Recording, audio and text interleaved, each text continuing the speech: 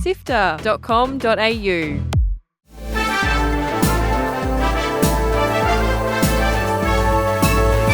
Hi, I'm Kyle Coletto. And I'm Fiona Bartholomeus. Welcome to Walkthrough, Sifter's weekly recap on the biggest news in video games. This week, modders jump in to turn down the difficulty of Shadow of the Erdtree, Steam gets a built-in clipping feature, and Ubisoft CEO confirms more Assassin's Creed remakes are on the way. Here is the news for Sunday, 30th of June. Let's go. Join the Sifter community on Discord at sifter.com.au/Discord. Despite only being a week old, those hardworking folks in the modding community have already got stuck into creating mods for Elden Ring Shadow of the Erdtree. It's no surprise given the current conversation around the difficulty of the DLC that is where most of the attention is being given. The game has actually taken a hit on Steam, with many players complaining that it's actually just a bit too tricky. They range from simple stuff like dropping enemies' health by 20% or making it so you don't drop your runes when you die, to full-on easy mode mods that basically turn the difficulty down to cinematic. As a fellow Tarnished currently struggling through some of the tougher bosses in the DLC, I hate to admit how appealing they sound. Alas, I'll just keep using my current strategy of dying over and over and over again and never changing tactics. And to hear all our thoughts on Shadow of the Erdtree, tune into Drop Rate this coming week. Chris, Adam, and I will be digging in deep on the good, the bad, and the daunting task of getting good. You can now capture your favorite gaming moments on Steam as Valve introduces a built-in recording feature. The tool, which is currently in beta, does the usual record, clip, replay, and share, but it gives you the option to record either manually or in the background. It mirrors what is offered on modern consoles and is particularly handy for those of you who play on the Steam Deck. It will make a big difference for content creators, streamers, and casual gamers so they don't have to fiddle around with other recording software. Also, whenever you make a huge play and want to brag about it endlessly, it'll now be way easier to share it with your mates. You can try out the beta for yourself. We'll leave a link in the show notes if you want to set it up. Forza Horizon 4 developer Playground Games has announced their open-world racer will be delisted by the end of the year. The 2018 game will be removed from digital storefronts on December 15th due to licensing and partner agreements expiring, so you better grab it soon. The team will be running one final in-game event from July 25th to August 22nd, but after that, some achievements linked to the seasonal festival playlists will no longer be unlockable. For those who played the game on Xbox Game Pass and had bought some of the DLC, you may qualify to receive a token to download the full game so you can continue playing after the delisting date, which is a great move by the company.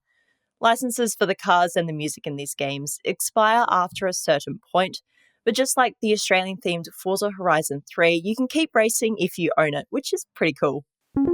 Ubisoft CEO Yves Guillemot has confirmed what we'd pretty much expected: there will be more Assassin's Creed remakes on the way. In an interview, press release, published on the Ubisoft site, Guillemot said they'd like to revisit the older worlds of Assassin's Creed games, which I hope means next-gen AC Black Flag. Come on, Gil, I know you spent all those megabucks on Skull and Bones. You can at least bring a little bit of that over to the best Assassin's Creed game ever made. Just hit the checkbox in the editor that says Max Pirate Physics. It's got to be that simple, right? Turn the R slider to 11. Drop in a few yo-hos and we're good. This is what I'm subjected to, by our executive producer, Gianni, who edits these and throws this kind of stuff in. Guillemot said they want more AC games to come out more regularly, but not the same experience every time. That's it for the big headlines. Here are the games coming out this week. Become a Descendant in The First Descendant, an online looter shooter that you can play by yourself or with friends. You'll be fighting for the survival of humanity in this futuristic sci-fi-ish looking game. You can grab it on PC, PlayStation, and Xbox on July 2nd. Also out on the 2nd is Final Fantasy XIV Online's new expansion called DAWNTRAIL. This new adventure will see the Warrior of Light and their comrades head off on another adventure, this time heading to the continent of Turau. Explore new dungeons, combat, and worlds when it comes to PC, PlayStation, and Xbox. ZENLESS Zone Zero is the next game from Genshin Impact developers Hoyoverse.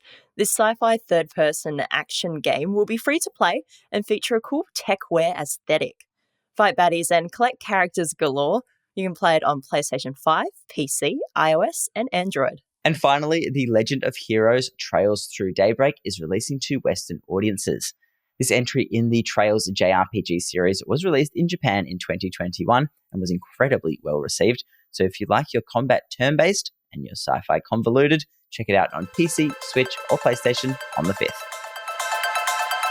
Articles to read, Videos to watch. and podcasts to listen to. sifter.com.au.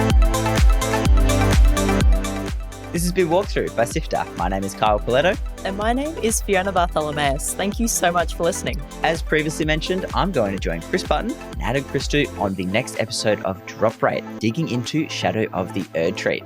If you haven't listened to Drop Rate, Sifter's video game review show, why not? Seriously, it's great fun and packed with interesting insight on the latest video games. Find Drop Rate on your favourite podcast player or watch the video on YouTube. Sifter is produced by myself, Kyle Paletto, Adam Christou, Courtney Smith, and Chris Button. The episode is edited by both senior producer Mitch Lowe and executive producer Gianni Di Giovanni, who is also walkthrough script editor. Congratulations on the wedding, Courtney Smith. Woo! Thanks to Brian Fairbanks from Salty Dog Sounds for composing the Walkthrough theme tune, and Audio Technica Australia and Apple for their support of Sifter's podcasts. We'll be back with more news next Sunday. See you then.